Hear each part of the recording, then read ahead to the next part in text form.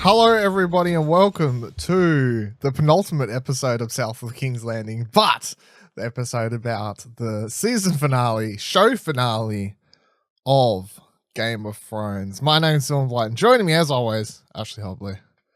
Hey Dylan, excited to be here to talk about this episode that is just universally loved and wraps everything up perfectly. I gotta be honest, we're recording this one the earliest we have of this whole season. So, like, not a couple hours, an hour and a half, whatever it is after the episode's aired, right? It's the earliest we've ever recorded. So I haven't had as much time to see the Twitter reaction because I've been too busy, like, the show prep. So Would you say it's worse or a bit better than last week? Because I don't really know. Feel like it's mostly negative, but it's only really the angry people who get on Twitter and say they're angry first, That's true. That is true. That is usually the way stuff works. So, this week's episode, the show finale of Game of Thrones, we believe, we haven't got 100% confirmation for the name even, we believe at this point the episode's title is The Iron Throne, and it was directed by David Benioff and D.B. Weiss, and also written by those two as well. Ash, what did you think of the season finale, show finale of one of the biggest shows of all time, or at least for the last 10 years, Game of Thrones? What'd you think? It was all right. There was some stuff that was clearly rushed, particularly the stuff with Dany at the start. It's like they just breezed through that really quickly. But yeah, there were moments that I really enjoyed. I enjoyed the Cherie and Jon talk. And then, it felt very satisfying at the end. I think they closed it in a good way. So overall, positive on the episode. I feel like that's the most negative, even though you're like, that's positive on the episode. I feel like that's the most negative you've been on any episode this entire season. Is it? I feel like it is. Usually you're like, yeah, it was good. Maybe last week, I don't. Even last week, he was like, yeah, it was good. Yeah. Finales are hard. Let's just throw it out there. Finales. There is a very small number of finales that everybody's happy with. Name them. Breaking Bad. I don't think everyone was. I remember when Breaking Bad finale aired, I remember seeing Twitter being pissed off from my memory. Really? Whether now people hold it as this big thing on a platform, at the time I recall seeing a lot of people pissed off with the ending. So it's like how time can often age and change the way you view something. So right. Avatar: The Last Airbender. Yeah, that's sure. Great. That's it. There's the two shows. I would say my overall thoughts on the episode were meh. A big old shrug. Like, okay, I guess I'm not like viciously angry about it, much like I wasn't last week either. But at the same time, I suppose I would sum up my feelings on the episode as I am disappointed. There's no way to really go about it. I am disappointed. It's a lot of time to invest in something, blah, blah, blah, blah. Am I going to be signing any petitions to have it rewritten? No, because I'm not a fucking idiot. But there was a lot of stuff I did like. And we'll obviously, I'll happily point out the things I enjoyed the most, because there were things I do like. And there are also, much like last week's episode with the thing of Dany coming into being the Mad Queen, there were things where I'm like, that's cool. But the way they've gone about doing it and how we've got here is not good. And it's much like last week, a lot of my problems with the episode is I don't really mind that as a concept, but the way in which we've got here, I'm just like, no, it just feels rushed or sloppy. Very sloppy, I suppose, is the way I'd sum up this finale. A rushed, sloppy finale. But when it came down to it, I enjoyed the last 5 minutes, the montage thing, and then it ends. I'm like, at first my reaction is, it's a bit disappointing. But then I was enjoying those last couple of minutes, and I was like, oh, this is all right. And then you try and be like, well, it's about the journey, not the Maybe it's about the friends that we found along the way. Yeah, it's that too. So yeah, I don't really know. Like if you're like, give me a number for the finale, I think I don't really know at this stage. But it's an episode. It's fine. It's definitely not. It's not going to ruin. But it's an execution issue that you have with it, not so much. Yes, but at this stage, a story issue or. Maybe a couple story things. I'm not really sure. We'll tackle them one by one. We'll tackle them as we go. Let's get into it. So the episode opens with Tyrion walking down the streets, seeing the destruction of King's Landing. You get to see him walking past a bunch of dead bodies all over the floor, everywhere, destruction, mayhem. Some dude walks past him who's basically all burnt up and scarred and stuff. Tyrion music, by the way. Yeah, no, it was very, very silent. It was very silent. Very silent to the point that my brother's incessant drinking noises next to me, he was watching the episode with me and slurping off his coffee, was quite fucking annoying because the episode was so quiet and I was like, can you just shut up, shut the fuck up. So eventually slap it down. Eventually Tyrion reaches a point where he tell Jon and Davos, who were following along behind him as well, he says he's going to go on ahead without them. Jon says, take some men. He says, nah, I'm good. I'm going to go on the line. Tyrion then heads up to the keep and down into the secret section, whatever thing that Jaime... The basement. I suppose it is basement. That Jaime says he would have headed through to get to their way out. Obviously, he's looking to find out a sign or anything to see, I suppose. I suppose in his mind, he's like, if the boat's gone, they're gone, right? You know, like kind of a sign that his brothers made it out okay, I guess is what he's looking for. He climbs over a bunch of debris in the first caved in section, and then makes into a section where he finds a bunch of debris covering his brother and sister's body, and then he cries over that. I 100% presume just for Jaime, and he's like, Cersei, whatever, like get out of here. Yeah, very well acted. Maybe a little bit. I don't know, but either way, very well acted. Well, this whole episode is very well acted by a lot of people. That's not something I can really argue about. It's got some really great acting by many actors in it, but this scene, of course, like kind of sets up and once again, it's like if you're doing the last episode, got to go a bit here. Make sure you get acting chops on. Peter Dinklage has won. Did he win? He's won Oscars, Emmys for this already, hasn't he? So yeah, I'm pretty sure. Yeah, I'm pretty sure he's won for this and been nominated several times at least. So. There's a chance for he's like, give me the last Emmy. So I thought that was a great performance, and it's a bit sad, I guess. You get to see Jaime and Cersei for one last second as well, in case you were wondering if they somehow survived the rock cave-in stuff. No, definitely did not. Yeah, do you have anything to say about this whole play out brother scene? It was fine. I mean, you would expect there'd be more rubble. It would be completely unable to get through. I thought the whole thing, but nonetheless. Yeah, I thought just the keep in general was completely fucked over. There was nothing you could do about it. I thought it was a lot worse than... A lot worse, yeah. Than what they got, which was... Maybe you could have dodge rolled out of the way of that. I don't know, like... maybe you could have missed it. So, Jon and Davos, though, continue through the city, and they eventually bump into Grey Worm, and who is about to execute a bunch of prisoners, I guess, what you call them, or whatever, the Lannister people who have given up, obviously. Jon tries to stop them, but Grey Worm wasn't having it, and he's like, oh, my queen ordered this, we're killing them all, blah, blah, blah, blah. Jon puts his hand on Grey Worm at one point, and then everyone raises their swords, and then Davos tells Jon to just leave it. We got to head on and continue on to go talk to Daenerys. At this point, as well, Arya is arriving in the main part of the city where we see Dany's army is gathered.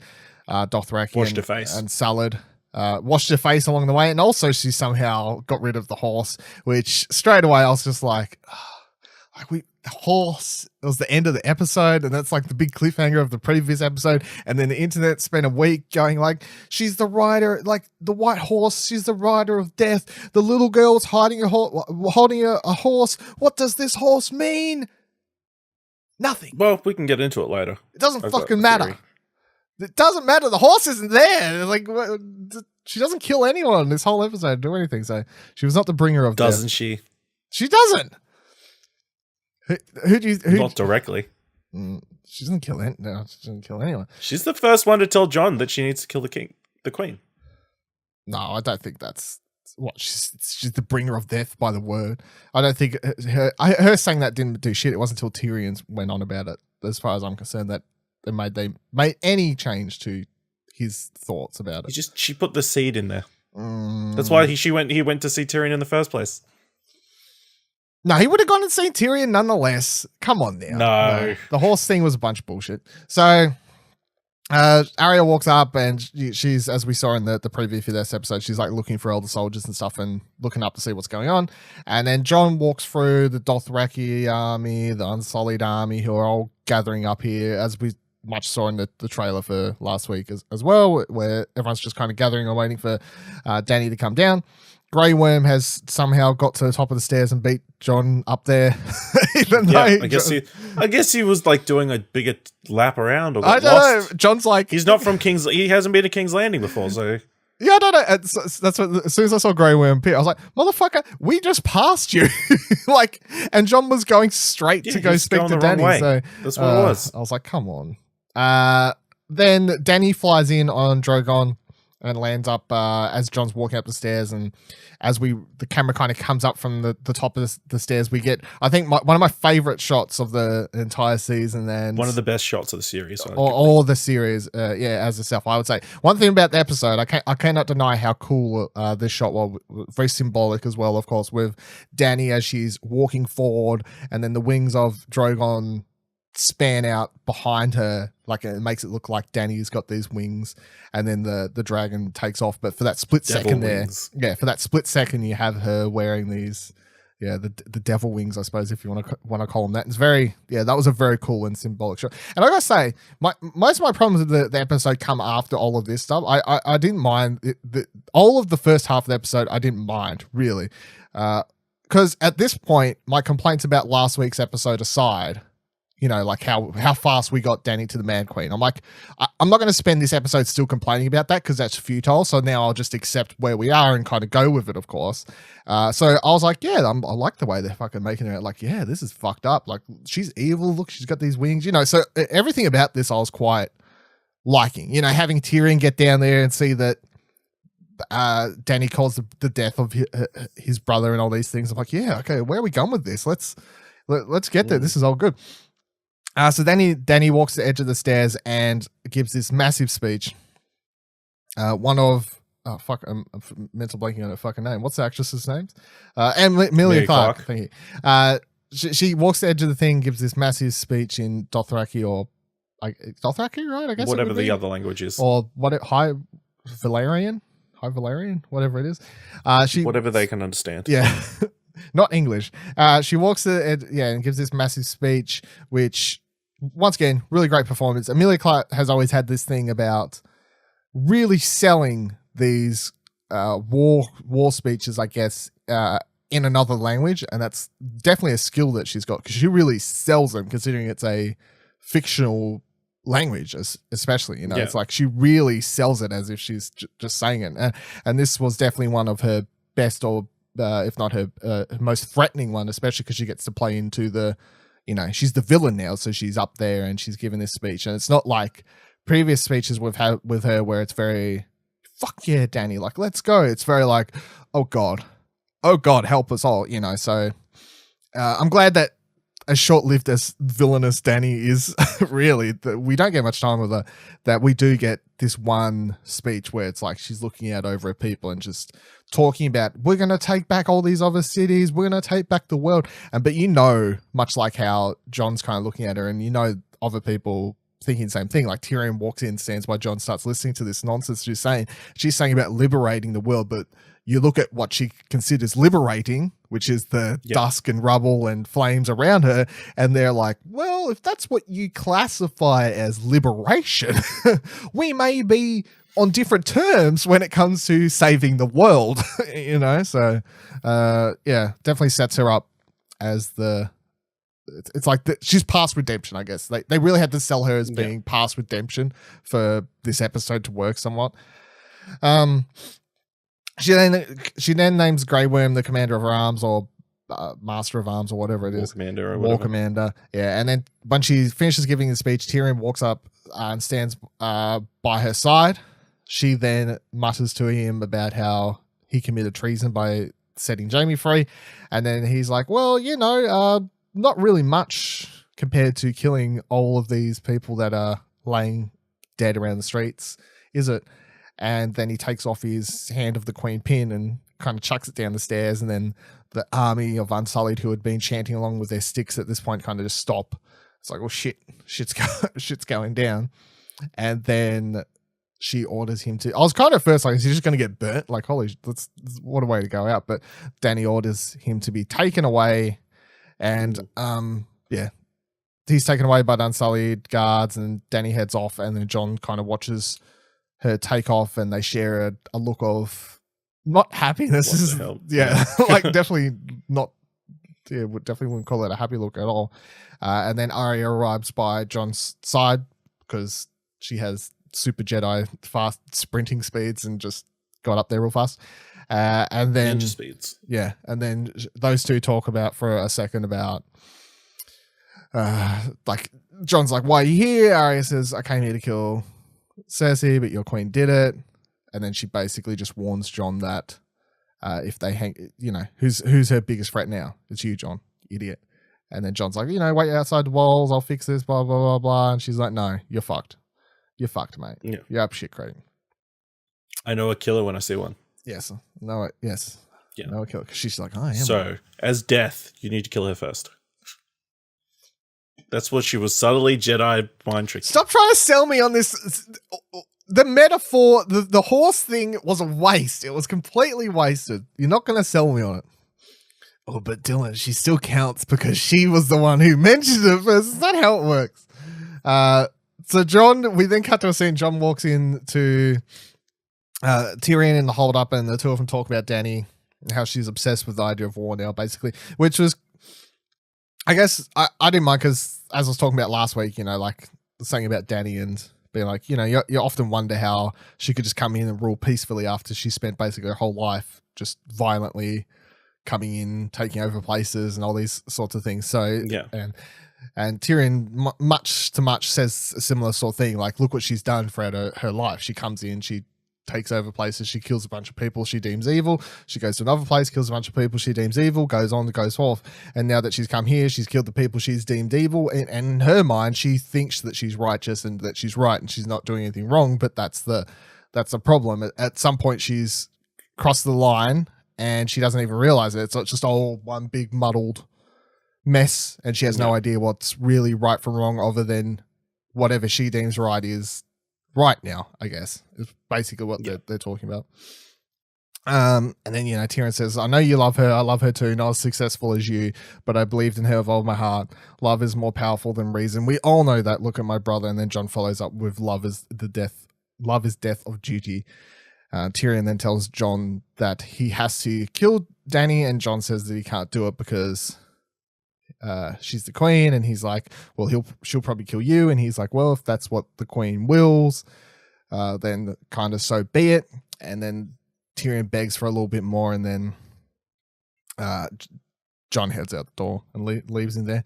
And at this point, I'd just like to think Tyrion's just like sitting there like, you don't know what's going to happen. It's like either Jon changes his mind if it helps fix the situation or something, or you're just fucked, I guess. But I suppose he doesn't really care at this point, considering he was the one who basically walked up to Dany's side and was like, I'm going to have my last say here and face the consequences of whatever happens. So then Jon... Great scene. Those two? Yeah. Yeah, it was really good. Once again, Pete Dinklage. But Kit Harington is fine, as far as I'm concerned. I don't really feel like Kit Harington... Yeah. Did anything particularly special for me this episode. I'm not saying he was bad. I'm just saying he was just Kit Harington. Yeah, he's Jon Snow. He was Well, fine. he didn't have much to do. Brood. Yeah. No. Yeah. A few words. Yeah, exactly. Whereas Tyrion, Pete Dinklage, again in this scene, is trying to really emphasize and sell something, and I really enjoyed him. So Jon leaves, and then filled in the rationale completely for last week. Of what? Of her going and killing everybody. Well, the problem wasn't the problem wasn't us being able to kind of piece together why and how she could potentially get to that place. The problem has always been that the show just made it happen and then expected us all to remember everything to piece it all together and just be like, oh, her mind just suddenly flicked there. That's what I'm saying. Like her going to being the Mad Queen, I don't feel like most people really have a problem with, because most people understand that makes sense and was kind of coming. Most people's problem, from what I understand, and my problem was just how it happened and execution of it. So yeah, him being like, this is how it happened. I'm like, yeah, I'm aware that's how she got there, but it still doesn't make last week's episode of her getting there particularly work better for me just because you explain what I already understood, Tyrion, you know? Like, so John then walks up and this is one of my favorite shots of the episode. John walking up to this door, and you just see the snow start moving, and then it's Drogon who's covered in all this snow, and she kind of shakes it off, and him and John face off for a second. It's Ash. Yeah. Or Ash, I suppose. Yeah, you're right.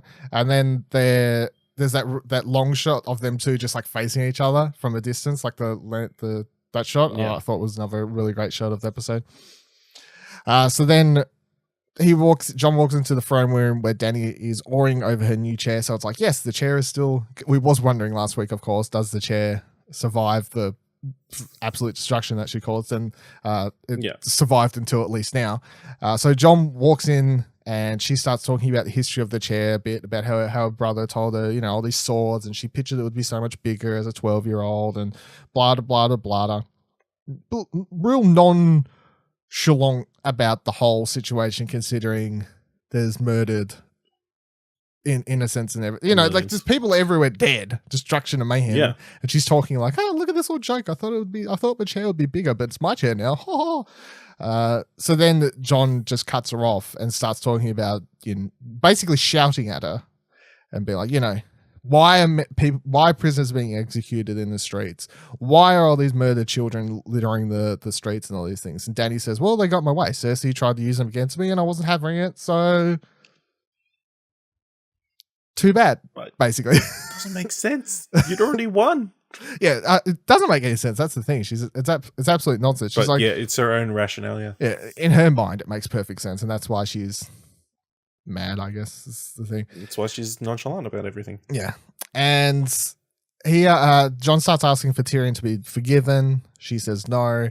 She starts talking about making the world a better place and stuff. He starts talking about a world of mercy, forgiving Tyrion, forgiving other people. She says that's not the way you rule.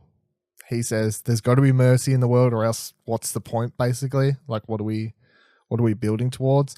The two of them then embrace, and John says that Dany will be and always is going to be his queen, and then he stabs her right in the gut. Yep. When it happened, was you shocked, or was you like, oh, you saw it coming, kind of thing? Oh, I was a little bit surprised. I mean, didn't just stab her like that. But yeah, it worked. I think the other thing that she said was that she knows what's good, and then kind of shuts everybody else off. John was like, how do you know what's good or whatever? And she's like, I know what's good, and so do you. Yeah. Yeah. So, yeah, very delusional. Kind of disappointing she doesn't say anything after she gets stabbed, but maybe there's nothing left to say, I guess. What? Well, yeah, I suppose. What do you say? You, motherfucker. I don't know. Like, I loved you. She died awfully quickly from a stab wound to the gut. Also, I think they overplayed the stab wound to the gut a bit. Like, she starts bleeding out her eyes and her mouth and all these sorts of things. That doesn't seem realistic. I was like, you got stabbed in the gut, lady. You didn't get fucking Joffrey poisoned over here. You just bleed out your gut like a normal person, I guess. People survive from gut stabbings. Yeah, I mean, yeah. It takes a while for that to go. There's a lot more dramatic with the bleeding in every place and all these sorts of things. Even that they had to speed up. So yeah, they're like we can't wait for her to bleed out the gut. She won't die fast enough. We need her to bleed out her face and her eyes and her ears and everything. How do you expect her to die fast enough in this? We've only got one episode, people. She needs to die. It was a special knife. But whatever poison-ish dagger. I don't know. Whatever you need to fanfic to make it. There's going to be a lot of fanficking. Make it make more sense. So he lays her body down and begins crying over her body for a bit. And you start hearing the dragon wings flapping around the background, and Drogon then flies in. And this whole scene was, I think, equally silly and equally also like, oh, which was here, like Drogon coming in and trying to wake up his mum, basically being like, "Are you awake?" You know, like a puppy being like, That was sad. Trying to move her body. That was sad, and I like that. And then I did find it a bit silly that the dragon would then get so annoyed and be like, "Well, she came all the way here for this throne, so I'm gonna burn this down. I'm gonna burn." Well, the he wasn't throne aiming down." at the throne at first. But he purposely burns the throne down. Like it's Well, very he evident wants to that destroy something. We should have killed John. What? No, but John's like a dad, sort of. No, not really. Targaryen blood. He's Yeah. known John for about 2 weeks, I think. But he senses the Targaryen blood. That's why he didn't kill him when he first walked I guess in. so. But I just find the idea of the dragon purposely being like, she came here all the way for this throne, so I'm going to burn it down. I'm like, the dragon is a dragon. It's, at no point in this show did they try and make out like the dragon's got a more smarter, like brain. Like it's an animal. The dragon is an animal. The dragon's not going to be like, she came here to get this throne. It doesn't have any rationale. It just has a credible sense of symbolism. Yeah, it's symbolism, but plot-wise, didn't make much sense to me. I was like, this is a bit silly. That's what dragons do. They make I would have rather him. You could do the same sort of thing, like get to the throne being destroyed symbolically without having the dragon purposely be like, I'm going to just destroy this because reasons. I guess he could have just picked up. He could have just picked spat her it up and then knocked it out of the building. No, he could have out. he could have been filled with rage and he started breathing fire up, down, left, right, all around the room. And then at the same time, he was doing it forward and then he just lowered it a little bit to take out the throne. He purposely aimed for the throne though. If he was just burning everything, I would have been more okay with it. He didn't want to hurt any more people. Oh my God. He only had so much fire left because he'd been using it all the day before. I don't think that's how the fire banks work. Haven't you seen How to Train Your Dragon? There's only a certain number of shots. Yeah. Then they run out. So after the Iron Throne melts away, Drogon picks up Dany in his claw arm. I don't know, whatever. And they take off into the sunset. Into the day. Yeah. Off they go. So then we skip ahead, which I'd like to just kind of briefly talk about for a second, because when we get the shot of Tyrion with his beard bigger and I'm like, okay, so we've obviously skipped ahead weeks, a month even, like how, like not a year or 2 years, but obviously like several weeks or maybe a month or something like that, because Tyrion's beard's grown to be a lot bigger. I'm like, why couldn't we have other points in this show just done time jumps? Because as much as I don't like just being like, oh, time jump, things happen for reason, but it would have helped slightly with other issues throughout this season, like time jump. But we did have time jumps.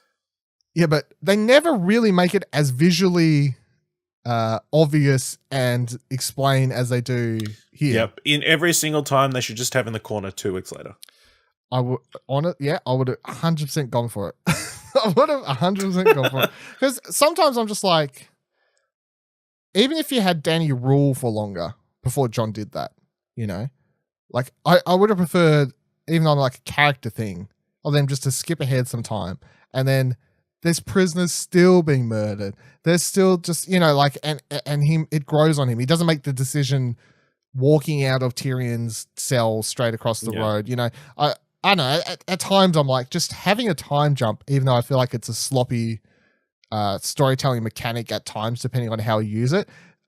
They use it here, and I'm like, you could have used it before just to add a little bit more emphasis, or you could have used more time jumps to even build up the freaking Mad Queen Dany thing. Like, just jump ahead a fucking year, even, and be like, oh, look, she's you don't really know what happened in a year, but she got mad. I'm like, okay, well, it's been a year. Like, maybe that would have helped. Well, then they would have consolidated their power, I don't know, but just they had to take him out as soon as they could. Maybe. While it was fresh in his memory. So he did to all those people. Grey Worm leads Tyrion out of his cell to meet up with the lords and ladies of the land in the meeting place from last season, which It was the old dragon pits. I'm pretty sure. I don't know if it has an actual. I'm sure it does have an actual name in the show that they called it at some point, but I just don't remember. But yeah, so they're all meeting up there. So you've got all the Starks, you've got fucking all the lords and ladies of all the the realm. lords and ladies. You've got the Greyjoys, you've got the Dawn dude who we don't know, but we're like, that's apparently the new Prince of Dawn, I guess. Like he's wearing the colors of he's Dawn. wearing the colors. You've got the grown up Tywell, no, whatever that kid is, the one who from the twins. Yeah, his mum. The Vale, that's it. The Vale, yeah, like the Robin, the grown up. Yeah, Robin, the grown up Robin's there and stuff. So you've got all the lords and stuff from the land here, and then Grey Worm brings up Tyrion, and they're all talking about basically Jon at first, and Sansa's asking for the release of her brother, and Grey Worm's like, nah, get fucked. And then she's like, Grey Worm this whole episode also, I have a problem with Grey Worm. I feel like they're like, Danny went evil, so now Grey Worm went evil, and they really wanted you to dislike him all of a sudden as an audience member too, for it to fit to the story. But I'm like, but I didn't dislike him, and now I'm suddenly being forced to like dislike him. He was just doing what he was told, and now he's now he's got nobody to tell him what to do. It's kind of weird. That's not a position they're ever meant to be in. So. I don't know. Just I felt like the build up between him hating Jon the last couple episodes, and then this, I was like, it just felt but so we're built to believe that. By the way, this at this point when they cut, right? So this point where they cut to this time jump stuff happening. This is where I think the episode goes majorly downhill. For me personally, not just for like what happens story wise, but also just weird pacing and all these sorts of things. And even the transition from Jon like laying there as Danny's like carried off, and then transitioning into just Tyrion being let out of the cell into them all there. It's just very much like what the fuck is going on? Like what happened? We just had this very big scene that they want you to be very emotional about, you know, the way Danny's like eyes are all bleeding and all these sorts of things. They want people who are in love with that character to be like sobbing on their couches watching this episode, and it's just this weird cut to, and we're all just talking about what the fuck's going on. No one's really, it was weird pacing wise, and just I didn't. What would you have done differently? I don't think there's any way you could avoid that. The episode's got to keep moving, unfortunately. Yeah, have another episode. This is the thing. A lot of the problems are obviously if there's more episodes, there's more time. But obviously, if there's more episodes, you could have seen Jon get arrested. You could have seen more of the politics of Sansa and all the lords getting together. Or and what that would have been the end of the last episode. And then there's also like they arrive at the city, like King's Landing somehow. There's other questions I had that are brimming, obviously, with like, okay, fair enough, Grey Worm can control the Unsullied and be like, we're just going to hold the city basically as a fort, and we're sitting here until we can sort out what we're going to do, is basically how you're supposed to take it. But then I'm like, what the fuck are the Dothraki doing? Because the Dothraki are animals, right? They're fucking animals. Whoa. They're not listening to, there's no way they're listening to Grey Worm. They would be running around doing whatever the fuck they want. And they love Danny. So there's no way that, as much as Grey Worm would have been like, listen, we're not going to go too crazy because that might fuck, like we may all get killed as well. The Dothraki would be like, our queen's dead. They would have just been killing everyone. I reckon they would have been just running around on a rampage. Like they see people approaching the city, like Sansa's army or whatever, and all that, the other armies from all these other lords and ladies like approaching the city for this meeting. There's no way in my mind, and I don't buy it, that the Dothraki are like, all right, let them pass. We're very political about the whole situation. The Dothraki are the complete opposite of political. They would be like, no, fuck that. Like we're going to go out there and kill them all. I don't know. I think they've been playing nice this last 2 seseasons. So because Danny was their leader. I still don't think they changed. They were just willing. They were following Daenerys, who was their, you know, what they call her? Khaleesi. Yeah, Khaleesi. That's the word. I fucking forgot what even the word was. We spent so many seasons with the whole Khaleesi thing, and then we kind of forgot. They dropped it, and we kind of forgot about it. But yeah, this hard cut, and I'm like, how'd they get in here? And all these, is everything okay? It's just I didn't like it. So then they get the whole speech, and Graham's like, yeah, we're holding Jon. Sansa's like, release Jon. They're like, blah, blah, blah, blah. Let's not have any more fights. Davos is like, there should be no more fighting. Like, do you want 100,000 more people to die over this war? Like, it's time for us just to sort it out and get peace started, etc., etc., etc. So then Tyrion says that for them to sort it out, the king or queen should decide what to do with Jon and him and how to solve the situation, to which everyone's kind of just saying, well, yeah, that'd be nice, but we don't have a king or queen, obviously. So then Tyrion tells them all that they should pick one. And then Sam proposes that... Wait, no. Edmund Tully gets up. Oh, yeah, I completely forgot about this. In the best piece of comic relief in the episode. I thought it was weird, though. It didn't work for me. Did you like it? Yeah. Okay. Because everybody knew he was the worst possible choice. Is that what he was trying to do? Pitch himself? Yeah, that's what he was like. I know. Giving his resume, and then everybody's like, sit down.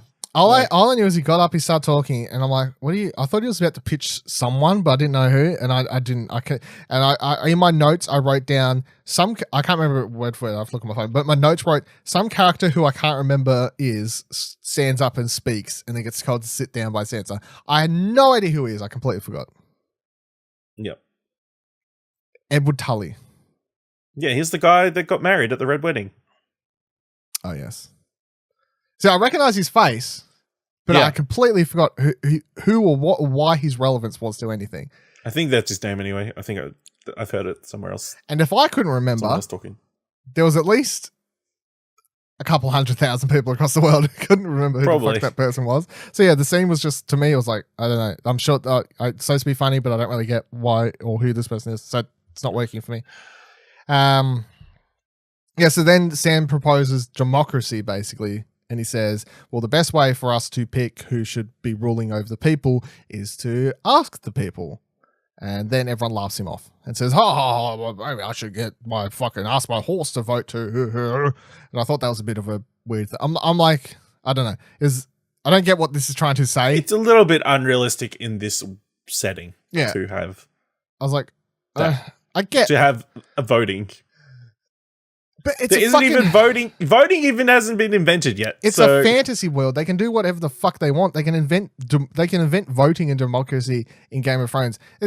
I don't buy that argument as well, because it's the same argument that people use when there's like still racism and, you know, all these sorts of things. Or we didn't have black characters in our show that features dragons and trolls and other things because it's not realistic to the setting. Motherfucker, your setting is magical fantasy land. It is not a period piece drama. You can have a more varied cast, and you can have fucking democracy because it's you can invent this if you want to. It's not held to the standards of what's quote unquote realistic when you just had someone a fucking undead army and dragons and all this sort of shit. Well, you can't have democracy. That's ridiculous. Don't be silly, Dylan.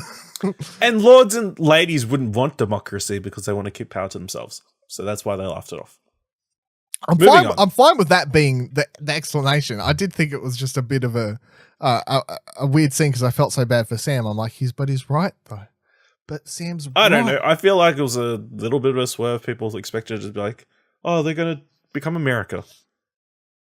No, well, I think tiny swerve in the world. I think in the what people have deemed in like theories, and this ties into like the Arya stuff later, is that what's west of Westeros would be technically the America of Westeros because people have kind of placed it, but nonetheless. So then Tyrion, this is the part, I think out of everything that happens in this whole show, this will be the part where either people were like, okay, or were like, yeah, that works, or I fucking hate this show. This is the moment I feel like, definitely. So Tyrion then starts talking about because Grey Worm will fucking, I don't even remember who asked him. Someone's like, what do you think then, Tyrion? Or whatever. And he's like, what I'm going to do now is I'm going to start walking around and I'm going to give a speech. And by God, does he try and act He's going to give a classic Jeff Winger speech. By God, does Peter Dinklage be like, I've really got to act this scene off to sell what's about to go down. Because he starts talking about how, you know, what's better than flags and armies and family? What brings us all together? Better than all of that money, gold. Stories. Stories bring people better together than anything else. And that's why Bran should be the king, because he knows our history and he's the keeper of our history. And not just that, but also I declare right now as a prisoner that from now on, we should no longer continue the family lineage of the kings and queens. What we should do is always vote on the lords and ladies of each house should gather and vote who should be the next king or queen whenever one dies or passes or what have you. Yeah. And that'll start with Bran because he's unable to bear heirs. So he should be the start of that. And that's how we're going to start the new lineage of the future of Westeros. And then everyone for a moment thinks, and then they all go around and they all say, aye, vote, yes. Sansa being the mild exception, saying that the North will stay as an independent kingdom, much like it was thousands of years prior to all of this or something. They won't bend the knee to Bran, even though he's a Stark. Feels a little bit selfish. Also note that Bran earlier this season, when asked about being the Lord of Winterfell, said, no, wouldn't do that. No, I couldn't do that. But he said he didn't want... He also said he didn't want to be king, so... Yeah. So they'll vote him in. Sansa says, yes, independent. And then it's all settled. And everybody's okay with that? It's kind of weird. Yeah. All hail Bran the Broken, which I thought was a bad name. That was very amusing to me, but I don't think that's a good name. I don't think that's a good name at all. Lord of the Six Kingdoms. It makes, well, the way Tyrion was selling him was he was a cripple who fell out of a tower, but somehow managed to go past the wall and have all these important adventures, become an incredible figure. The symbolic thing is supposedly, even if you are broken, you can become stronger. Just like Sansa said the other way. He gets pushed out of a tower and then only to reach the top of one by the end of the show. It's supposed to be, I guess, the story there. He's pushed out of a tower and he climbed that. Yeah. And yeah. So yeah, Bran is king. Yep. How do you feel? It's fine. I mean, it wasn't a surprise because if you'd been looking at any of the betting and odds and that sort of thing, Brandon I have not looked at any of that stuff, and I didn't look at any of the I've seen it on social media and different stories, but no. Yeah, he'd been the favorite for several weeks now. Yeah, you know why? It's because apparently people within the crew were placing some bets down. It's because a couple weeks ago, all these leaks came out for this episode and the one prior, and people didn't think they were legit, apparently. I was reading this just after the episode aired because I was like, I can go look at that Reddit thread now. So the Reddit thread was, I don't know how it got out. It seems so weird that a show this big could leak, but someone posted stuff that would happen for episode 5 and 6.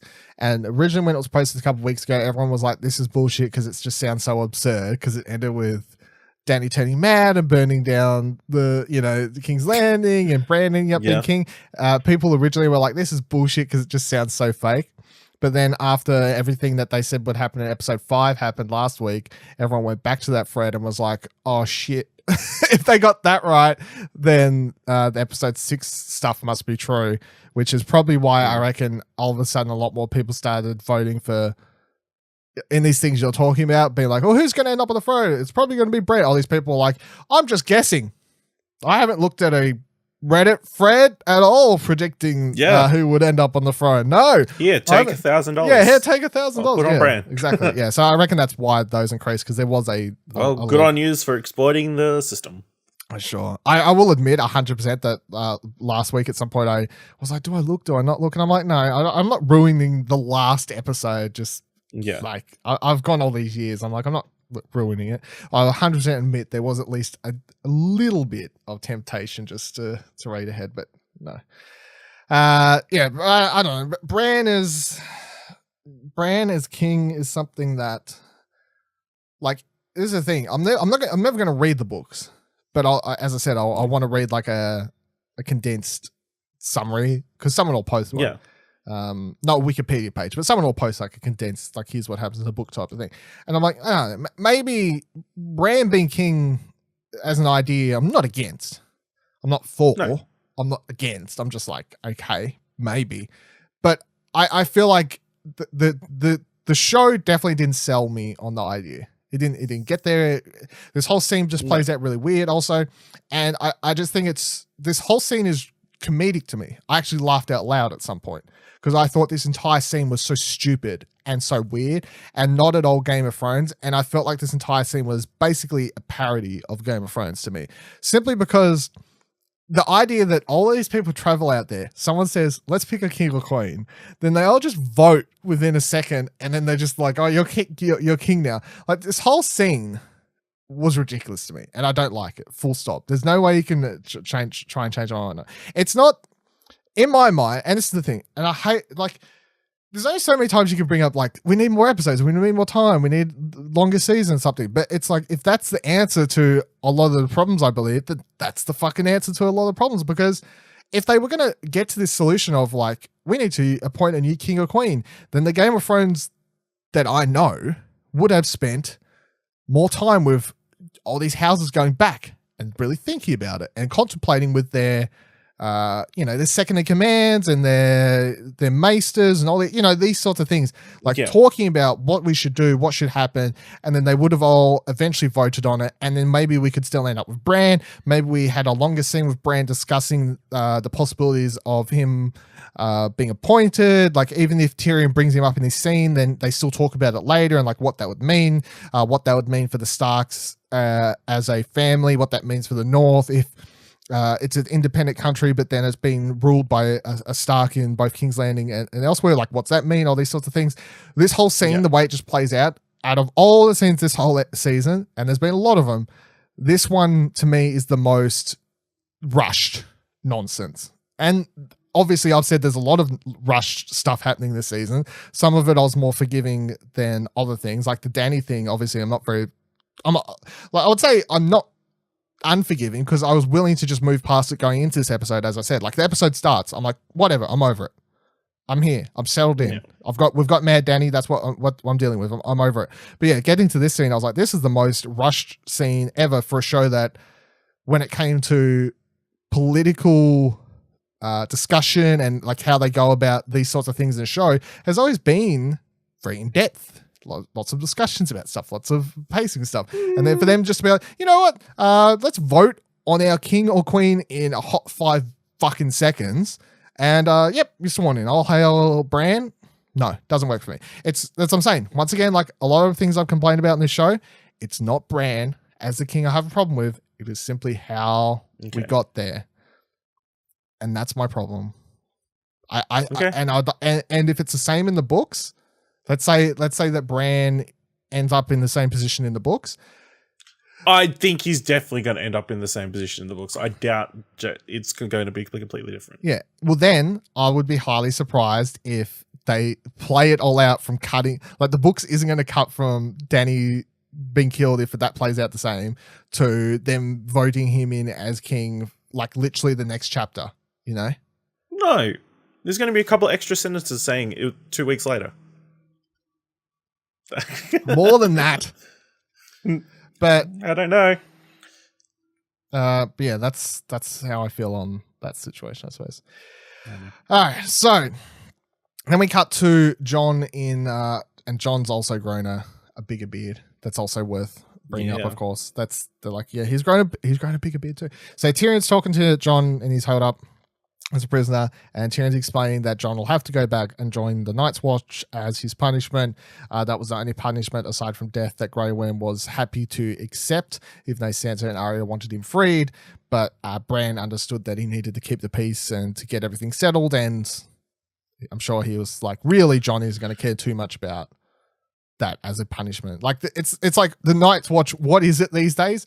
Nothing. Really, he sentenced him to go hang out with his friends in the forest. Wouldn't the wall technically be part of the North? So wouldn't it be under the North's jurisdiction? Well, there's another point. Exactly.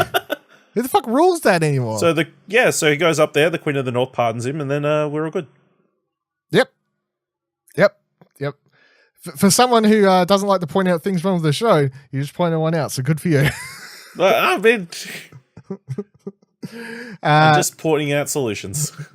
Then, so out at the boats, John walks past Grey Worm, who's deaf staring him.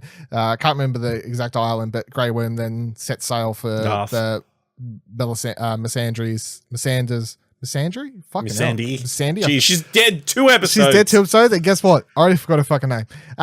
So he's heading out to her home place that was mentioned in episode 2 or whatever it was, where they said they'll both go there. So that's his whole romantic finale to the show. Yep.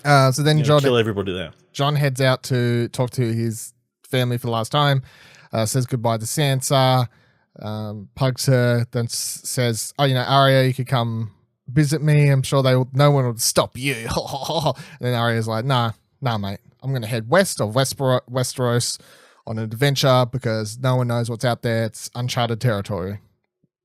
To which I say, Death is leaving Westeros. Hey?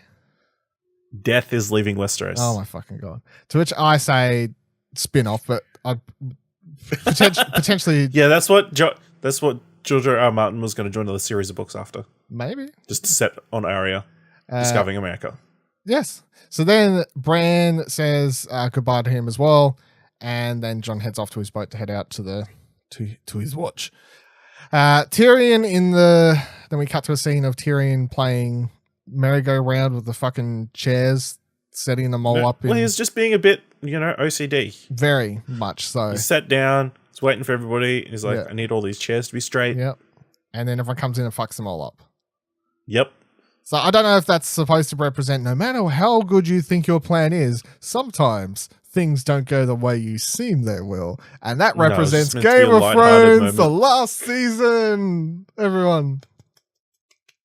No. It's just said to be a joke. A little bit of a lighthearted moment. I was reading into it too much. The most lighthearted moment is when I wrote my notes, oh my fucking God, there's Bronn. Because in he walks, the character of the whole fucking season, fucking Bronn. Now, do you want to really tell me that absolute bullshit waste of time scene of him and Jaime was worth it to have him come in and just be like, I'm a lord now? Yep, totally worth it. Completely worth it. He's Master Coin now. Looking after Highgarden. Going to be a great lord. On the small council. He's going to be a terrible lord. That's fan service. He's got his priorities straight. He wants to make sure the brothels are built. Getting the money back into King's Landing. I don't really care too much, but this was 100% fan service for Bronn lovers to get him on that place and get him a title and all these sorts of things. So then Sam comes in and hands over a Song of Ice and Fire to Tyrion, which is apparently now canon. Did he write it or did somebody else write it? No, he says Archmaester Ebros or whatever wrote it. Okay, yeah. It's very confusing, I suppose, because you see Sam with the book. You also see just before this, fucking Brienne writing in a book and filling out. Writing in the Book of Knights or whatever it is. Yeah, the Book of Knights and filling out the rest of Jaime's history where she was rather chill and didn't write. This fucking cunt. She took the high road. She definitely took the high road on that one. So it was I suppose it could be confusing for people because like she's writing in the book, then Sam has the book, and then he kind of just says Master Archmaester Ibros or however you say his name was run who wrote it. He's played I think it's played by, I'd have to double check, I can't remember, but I think it's like Jim Broadbent or someone like from back in the day. Oh, is the teacher? Yeah, that's him, right? Yeah, I think so. Yeah. So he wrote the book, and it's a Song of Ice and Fire. It's a history of. It's basically the show we've been watching. Apart from apparently Tyrion's not mentioned in the book or something along those lines. Was which I mean, it's surprising. Yeah. I felt like does this whole I don't know. I don't think it really matters too much. I'm not trying to be nitpicky, so we don't really need to discuss it. But I personally felt like it was a little bit on the nose to have the book. Everybody's saying that. Are they? Okay. Yeah, kind of. Yeah. Yeah. It's not really important. It's not like really affecting the episode much, but I'd say it's a bit on the nose, but it's not really important, so it doesn't really matter. Bran then enters the room and he's first question to his loyal subjects is asking about Drogon, and everyone says they can't find the dragon. Well, he's asking about there's still missing people from the small council. Oh yeah. And most importantly, where's the big dragon? They say that they can't find it. Well, I think someone gets cut off by old mate. Someone's like goes to say, oh, we last saw Brienne was saying something. Yeah, last seen whatever direction. Then Bron's like, who cares? It's not here. Further away, the better. Further away, the better it is from us. So then Bran's like, oh, maybe I can find the dragon. Wink, wink, nudge, nudge. And so then Pod takes him out of the room. Pod, he's a knight now. He's wearing the King's Guard. Yeah, he does have the proper stuff on. That was nice. And then Tyrion, Bronn, Brienne, Tyrion. I wrote Tyrion twice here for some reason. And Davos. Was there anyone I forgot from that room? That's it, right? Sam. Yeah. Sam, yes. And Sam, yeah. Talk. They begin talking about repairs, money, brothels, as you said, etc., etc. They just basically start doing high council discussion business, even though they've still got to hire 3 or 4 more positions, I guess. Yeah. So then we cut to a scene of Jon arriving at Castle Black, and he finds Tormund waiting for him as he heads inside. And then we cut to the episode's final montage.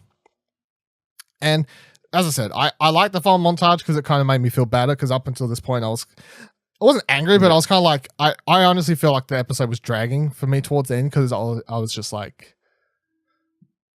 no, like this whole scene with Tyrion talking to Bran and all these sorts of things about like, where's the dragon? I'm like, why are you, I don't know, like, are you hinting at stuff just to be weird, or are you hinting at like, where's the dragon? Wink, wink, nudge, nudge. That could be a spin-off series. No, I think they were just sort of setting up what the council's going to be like going forward. You know, how it's pretty solid, pretty good. Things looking better. Good. But then also, you know, Tyrion says to whoever, Jon, about the whole like, come ask me in 10 years if everything's okay kind of thing. So the show does a lot of like, we've broke the wheel, you know, like Bran's in charge now, but at the same time you have lots of stuff with Tyrion being like, but is it? Like, come ask me in 10 years if everything's better. Maybe. Hopefully it's better. We'll find out. But yeah, the final montage I felt was quite good. So, you know, the main theme starts playing, dun, dun, dun, dun, dun, dun, build up. We cut between a whole heap of different shots of the Starks. I found it interesting that the show would basically end its final ending montage and scenes basically says that Starks were the main characters this entire time. And going to rule the world.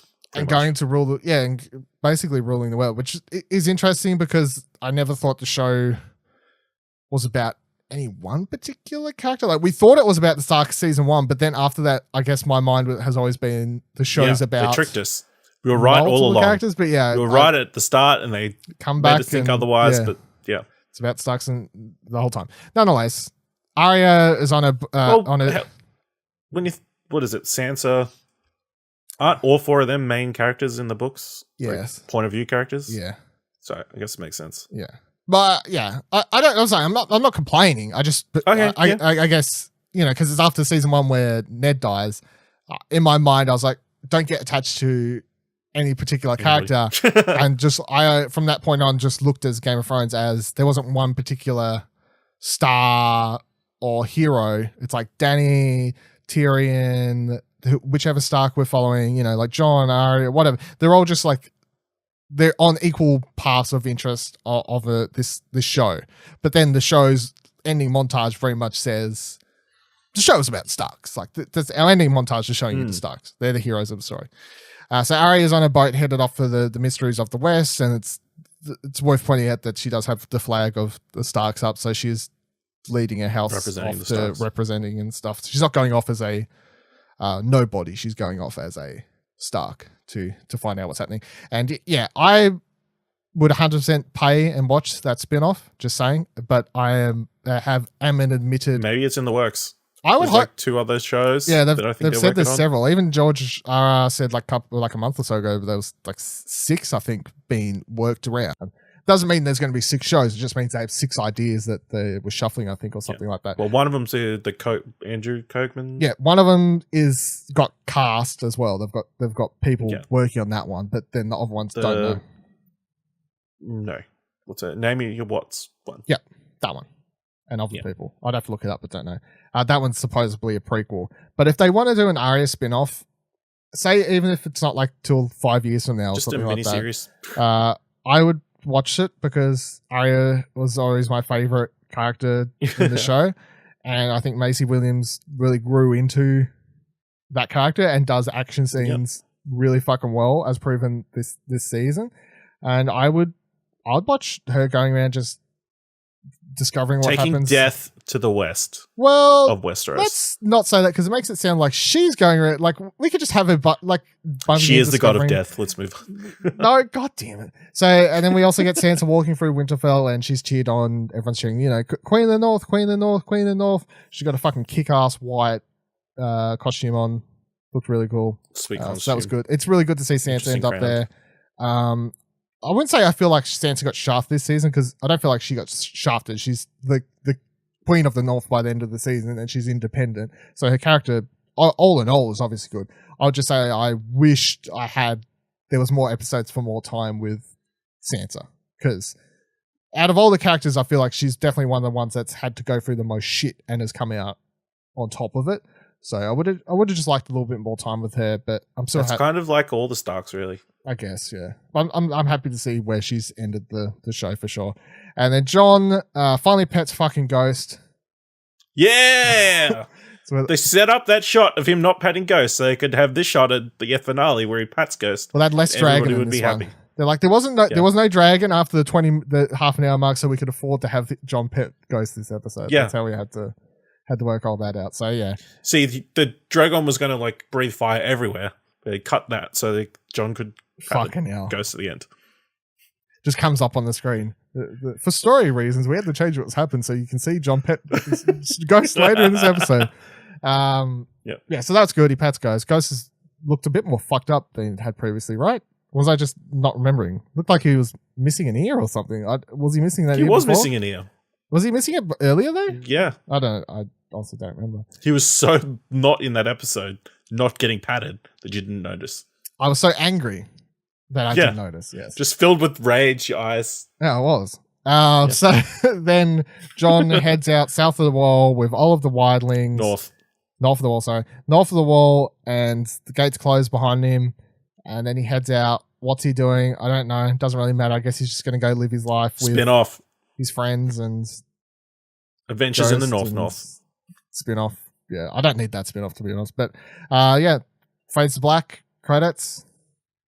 The end. That's the end of Game of Thrones. Yeah. Any final words? Because then I want to go over our prediction results. Do you have any final words about the ending, the montage, the way it all wraps up? Do you think it was... I was surprised it finished as happy as it did, Yeah. That was the only thing. Did you think it was going to have an unhappy ending or just like a medium ending? Well, like a somber ending, I guess. But, I don't think the ending was particularly happy, to be honest. I mean, if you're following the Starks, then yes, it kind of was. I guess. Except they're all separated again. Yeah. Like, obviously, Arya's heading off. She's okay. Sansa's Queen of Winterfell. Yeah, sure. Jon's back to where he started, basically. I mean, it's not. It's arguable that he's obviously he is and he isn't. Like he's back there, but obviously things are way different and so on and so forth. But it's like, Dany's dead. All these things, fucked up things happen. I would say the ending isn't happy. I'd say it's somber. I guess. Thank God he didn't crack a smile right at the end. I'm very happy that he kept like a stoic face. That would have been a bit. That would have gone over the top a little bit too much. A little bit too much. Go over the top. Yeah. Don't want to go over the top of the show. But yeah, I like the ending montage stuff. That was good. All right, predictions results to see who did the best and worst of all of us here. Can we just say a lot of people lived? A lot more people lived. The build up around this season, everybody's going to die. I'm just going to say, not many people did. Going through, I'm not going to say the result because obviously if you watch the show, you should not know. I'll just say if we got it wrong or right or whatever. So for the Alive, Dead or White Walker, Jon Snow, I got it wrong, you got it right. Sansa, we both got it right. Arya, both got it right. Bran, we both got it wrong. Cersei, we both got it wrong. No, right, sorry. I marked that one incorrectly. Jaime, both got it wrong. I marked that one correct. Yep. Tyrion got it. I got it right. You got it wrong. Yep. Daenerys, we both got it wrong. Yara, I got it right. You got it wrong. Theon, both got it right. Melisandre, sorry. Fucking saying these goddamn M characters' names wrong. We both got that wrong. Jorah, right. The Hound, wrong. Wrong. Jesus, this whole thing's fucked, isn't it? Jesus Christ. I really should have done it not drunk. I mean... Should have double checked it. Push for time. Samuel Tarly, we both got it right. Gilly, both got it wrong. Lord Varys, I got it right. You got it wrong. Brienne of Tarth, I got it wrong. You got it right. Davos, yep. I got it right. You got it wrong. Braun, yep. Both got it wrong. Podrick, both got it right. Tormund, both got it wrong. Grey Worm, both got it wrong. Gendry, I got it right. You got it wrong. Beric, both got it right. And then Euron, I got it right. You got it wrong. Now, the only thing good that works out with that whole I stuffed up a couple there is we were even on both of them, so the overall scores of who wins isn't going to be affected here at the end of it. But so that's fine. For the bonus questions that we did, does Jon ride a dragon? I said yes. You said yes. So we both got it right. Does Arya kill everyone on a list? We both said no. So that's right. Was time travel a plot in this season? I said yes. Got it wrong. You said no. You got it right. Man, I had a great idea of imagine if this episode had started with Bran traveling and then telling Jon, I know how to time travel. I've got an idea. We'll go back in time and fix everything. Everyone on the internet would have been heist. Everyone would have been so much more happy on the internet, I think. How many dragons are alive in the final episode? I said 0, so I got it wrong. You said 1, you got it right. Do any past dead or other cast members return in this season in one way or another? We both said yes, so we both got that wrong. Who wins in Clegane Bowl? Oh, was it specifically dead characters? Yeah. Okay, then, yeah. So that's why there's another one here where I'm like, the way the question was written leaves up for the debate, but it's like also like who wins Clegane Bowl? The Hound. It doesn't affect the overall score, but that's why I put it in yellow on the thing, because I'm like, we both said the Hound, so we're either both right or both wrong or both. There's no right or wrong. You know what I'm saying? Either way, it doesn't really affect the overall score. But who won? You could argue the Hound won. You could argue that it was a tie. The Hound delivered the blow. I guess. Who sits on the iPhone at the end of the final episode? We both said Dany, so we both got that wrong. And then the bonus, any shoot-in stuff for a prequel series, we both said no, so we both got that right, if not if I marked that incorrectly. But that was the other one I was going to wonder, because I'm like, if that question had been changed to any, like, if you read that question differently as like any stuff in the final episode that potentially hints a prequel series, then the answer would be potential. Maybe. You know, so, but it says prequel series, so no. Let's get it right. Luckily, with all my fuck-ups there, which I apologize for, it wouldn't affect the overall ranking, which is that I win by 2 points ahead of you, however it ends up. I had it at 17 out of 35 and you at 15 out of 35. Now I'm going to guess it that we're at like 20-something each out of 35, really, I think. But either way, I won by a couple points. So that's how our predictions went. As with most Explosion Network predictions, really, we did horrible, but I won one for once, which I don't usually, so I'm happy to take a win on something. Okay, so you got any last things before we wrap up this episode? No, it's been, I don't know what we're going to do now without Game of Thrones. I guess it's interesting after 10 years, I guess. Yeah, basically. People have been saying that it's come to an end. Yeah. One of these, I would be very surprised if there's a phenomenon like this ever again. There will be. There's been phenomenons before it. There'll be for TV. Afterwards. Yeah. On a weekly basis. Yeah. In this format. Yeah. I can see it. No. We'll put past it. I'd also be interested in seeing the ratings for this episode. Yeah. Well, yep.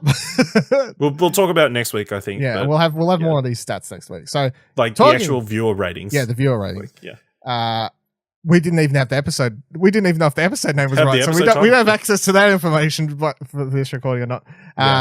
Talking about next week though, we will have one more episode for you next week of South of King's Landing, in which we will go through and discuss each episode again briefly, and me and Ash are going to rank them our least favorite to our favorite episode of season 8, and discuss any other random tidbits that have come up about the season, like potentially the ratings for them and these sorts of things. So that will be next week, and that will be the season finale of South of King's Landing. So we do have Game of Thrones on our minds for at least another week. A week more, just no episode, but we've got an episode of this. So Game of There's Thrones a documentary next week as well. Well, we could discuss that. Yeah. Log it in. We just figured it out live on air, or live on recording air. We will discuss that documentary next week as well, because I was going to watch it. So yeah, fuck yeah, let's do that. Yeah. Thank you for joining us this week on South of King's Landing. You can watch the video version of this show and to see our lovely faces, of course, at youtube.com/Explosion Network, where you should subscribe, like the video, and ring the bell so you don't miss out next episode. Or if you'd rather just listen to the show, it is available on all podcasting services, including Apple Podcasts, Spotify, and whatever else, Stitcher, whatever else you use. Just search for South of King's Landing or search for Explosion Network, and all our shows will come up, and then you find whatever one you want to click on. You can follow the Explosion Network on Twitter at ExplosionPod, and then you can find all the things I just talked about at explosionnetwork.com, of course. You can follow Ash on Twitter at AshleyHobby, AshleyHobley, and you can follow me on Twitter at Vivaladil, VIVALADIL. Until next week, the North remembers, and they still stand at the end of the show, so I know that that's like still... They're going to keep remembering. Yeah, they're going to keep remembering. All right, bye!